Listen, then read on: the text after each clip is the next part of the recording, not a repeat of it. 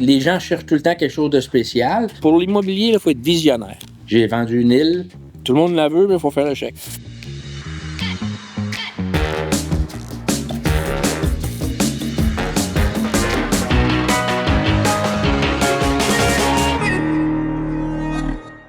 Fait que Daniel, aujourd'hui, pour cette capsule-ci, on va parler de la vie glamour derrière le courtier immobilier.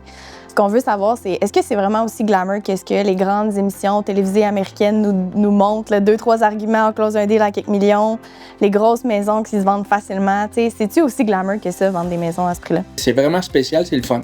C'est le fun de faire ça, mais c'est rare. Moi, dans les plus grosses que j'ai faites, là, c'est 13 750 000. Pour Magog, c'est beaucoup. Là. C'est gros. Mais c'est un beau terrain. C'était unique. Ça se vend jamais. Hein. C'est des centenaires. Ça fait des centaines d'années que les propriétaires font ça. Fait que celui-là, il y avait 4700 pieds au lac, 145 acres. C'est des grosses affaires. Puis je dirais que c'est une des plus belles places. Ça ne se revendra pas tout de suite. Ça va rester dans le patrimoine familial. Puis... Oui, je pense que oui, parce que là, il y a beaucoup d'argent investi. C'est arrivé du jour au lendemain, tu t'es mis à vendre des maisons de 13 millions? Non, ça se travaille. 33 ans. Tu pars à zéro. Tu commences avec des petites maisons, puis même les prix ont évolué. Là. Je vendais des bungalows à 179 000. En briques, abri d'auto, 179 000. On n'en trouve plus de ça. T'as même pas un cabanon. Il y a eu des steps, il faut s'ajuster. À mesure que ça avance, tu ajustes tout le temps. En 6 mois, 1 an, ça change. Puis avec la COVID, ça a changé rapidement. Fait que, tu sais, ces gens-là, tes travails, là, ils t'appellent, ils cherchent quelque chose. Cette semaine, j'ai visité une maison avec un client, puis il cherche 15 à 20 millions. Il cherche ça dans le moment. Fait que, tu sais, moi, je l'avais pas, cette demande-là, il y a une semaine. Là, je l'ai. Là, il m'a demandé d'y trouver quelque chose.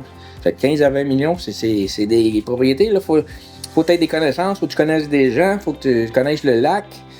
Fait que, on est tout le temps à la recherche. On cherche un acheteur ou un vendeur tout le temps. Fait qu'on est tout le temps en train de rechercher quelqu'un.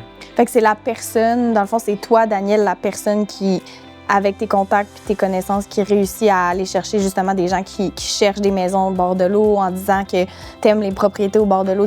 Mais pas... tu bâtis cette réputation-là avec le temps. Je n'ai vendu 470, puis j'ai arrêté de décompter en 33 ans. Fait qu'à un moment donné, tu connais les voisins des voisins, puis tu sais qui est proche de vouloir vendre. Ils approchent la retraite ou sont malades ou viennent de décéder. Fait que tu sais ça, puis ces gens-là savent que tu travailles le lac, puis tu connais tout le monde.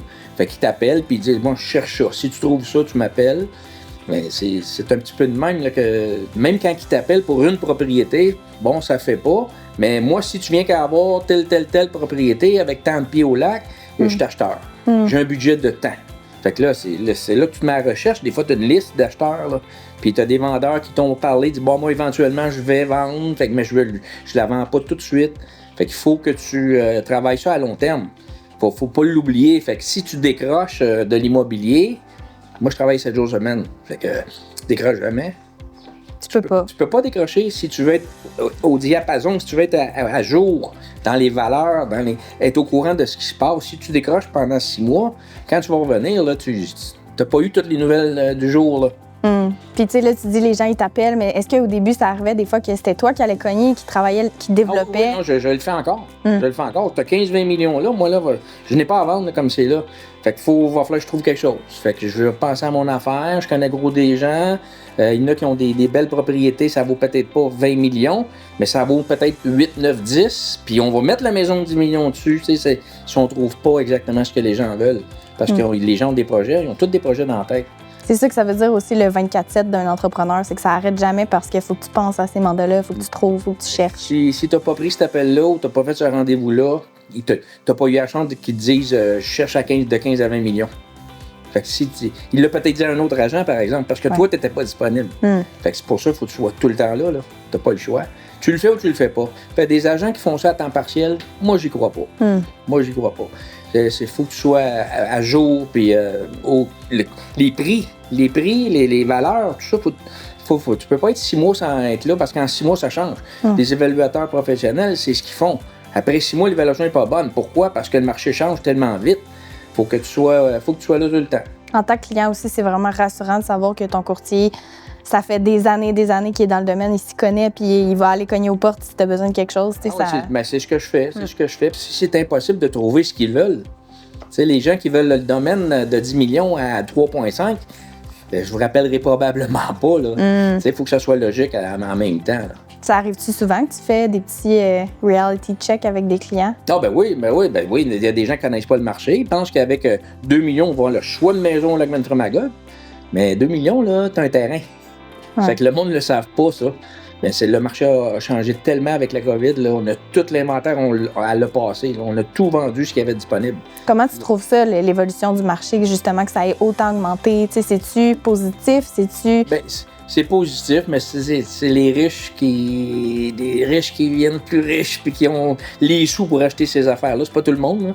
Tu sais, c'est-tu 1,5% de personnes qui peuvent acheter des affaires comme ça? C'est pas tout le monde. Là. Fait que faut que tu sois dans le haut des Québécois. Il faut être ces clients-là pour vendre ces affaires-là. Oui, j'imagine. Fait que c'est plus difficile pour les plus jeunes familles ou ceux qui commencent de... Ouais, ça, je trouve ça triste un peu parce que là, à bas de 500 000, quasiment, tu n'as plus rien. Tu as des jumelés quasiment. Tu sais, ça n'a quasiment pas de bon sens. Il y a quelque chose qui a dérouté. Là. C'est quasiment pas comprenable que ça soit comme ça. C'est triste en même temps parce qu'il faut se loger. C'est la première chose qu'il faut que tu fasses dans la vie, te loger, te nourrir puis t'habiller.